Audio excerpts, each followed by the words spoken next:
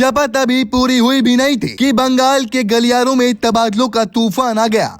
मुख्यमंत्री की कुर्सी संभालते ही शुभेंदु अधिकारी ने वो कर दिखाया जिसकी उम्मीद विपक्ष को भी नहीं थी। कोलकाता पुलिस की नींव हिल गई है। 93 बड़े अधिकारी डीसी रैंक से लेकर इंचार्ज तक एक झटके में कोलकाता से बाहर। किसी को उत्तर बंगाल की वादियों में भेजा गया तो किसी को सुंदरबन के जंगलों में। आखिर क्यों शुभेंदु अधिकारी ने सत्ता संभालते ही सबसे पहले पुलिस महकमे पर वार किया? क्या ये सिर्फ एक रूटीन ट्रांसफर है या फिर पिछले शासनकाल के खास अफसरों का सफाया? आज की स्पेशल रिपोर्ट में देखिए बंगाल का सबसे बड़ा एडमिनिस्ट्रेटिव क्लीनअप। पश्चिम बंगाल में नई सरकार के गठन के साथ ही प्रशासनिक ढांचा पूरी तरह बदल गया है। मुख्यमंत्री शुभेंदु अधिकारी ने साफ कर दिया है कि उनकी सरकार एक्शन मोड में है और समझौता किसी भी कीमत पर नहीं किया जाएगा। शपथ ग्रहण के चंद घंटों के भीतर कोलकाता पुलिस में जो बदलाव किए गए उसने राजनीतिक गलियारों में खलबली मचा दी है। खबर है कि पहले ही चरण में अलग अलग रैंक के 93 पुलिस अधिकारियों का तबादला कर दिया गया है। इसमें डीसी स्तर के बड़े अधिकारी, स्टेशन इंचार्ज और सब इंस्पेक्टर शामिल हैं। लेकिन चौंकाने वाली बात तो ये है कि जिन अधिकारियों का ट्रांसफर किया गया है उनमें से कई पिछली सरकार के दौरान बेहद प्रभावशाली और सत्ता के करीब माने जाते थे। सूत्रों की माने तो इन अधिकारियों को सीधे कोलकाता से दूर उन इलाकों में भेजा जा रहा है जिन्हें पनिशमेंट पोस्टिंग के तौर पर देखा जा सकता है। कोच बिहार, कालिम्पोंग, जलपाईगुड़ी,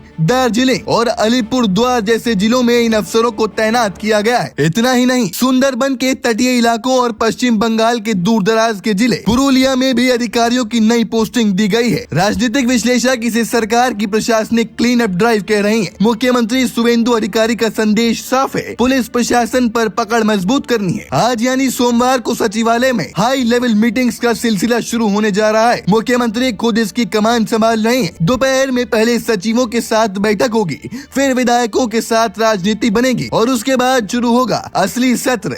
डीएम और पुलिस अधिकारियों के साथ आमने सामने की बैठक। माना जा रहा है कि डीजीपी और कमिश्नर के साथ होने वाली विशेष बैठक में मुख्यमंत्री कानून व्यवस्था और खासकर पोस्ट पोल हिंसा को लेकर बेहद सख्त निर्देश जारी कर सकते हैं। शुभेंदु अधिकारी ने शपथ के तुरंत बाद मुख्य सचिव, गृह सचिव और पुलिस कमिश्नर को तलब किया था, जो इस बात का सबूत है कि बंगाल में अब सिस्टम का सुधार पहली प्राथमिकता है। बीजेपी इस फेरबदल को बंगाल में कानून व्यवस्था को पटरी पर लाने का एकमात्र जरिया बता रही है। उनका तर्क है कि पुलिस को राजनीति से मुक्त करने के लिए ये सर्जरी जरूरी थी। वहीं दूसरी तरफ विपक्ष इसे राजनीतिक बदले की भावना से की गई कार्रवाई करार दे सकता है। लेकिन बंगाल की जनता इस बदलाव को उत्सुकता से देख रही है। विश्लेषकों का कहना है कि ये तो सिर्फ शुरुआत है। आने वाले दिनों में न केवल पुलिस बल्कि शिक्षा, स्वास्थ्य और अन्य विभागों में भी बड़े स्तर पर अधिकारियों की छंटनी और नई तैनातियां देखने को मिल सकती हैं। सत्ता का मतलब सिर्फ कुर्सी नहीं बल्कि उस सिस्टम को बदलना है जो जनता के प्रति जवाबदेह हो। मुख्यमंत्री शुभेंदु अधिकारी ने पुलिस विभाग को अपना पहला संदेश दे दिया है। अब सवाल ये है कि क्या ये क्लीन अप ड्राइव बंगाल में अपराध और हिंसा को जड़ से खत्म कर पाएगी? आने वाली बैठकों से क्या और भी बड़े फैसले निकलेंगे? ये देखना दिलचस्प होगा। आपको क्या लगता है, क्या सत्ता परिवर्तन के बाद इतने बड़े तबादले जरूरी थे? अपनी राय हमें कमेंट सेक्शन में जरूर बताइएगा।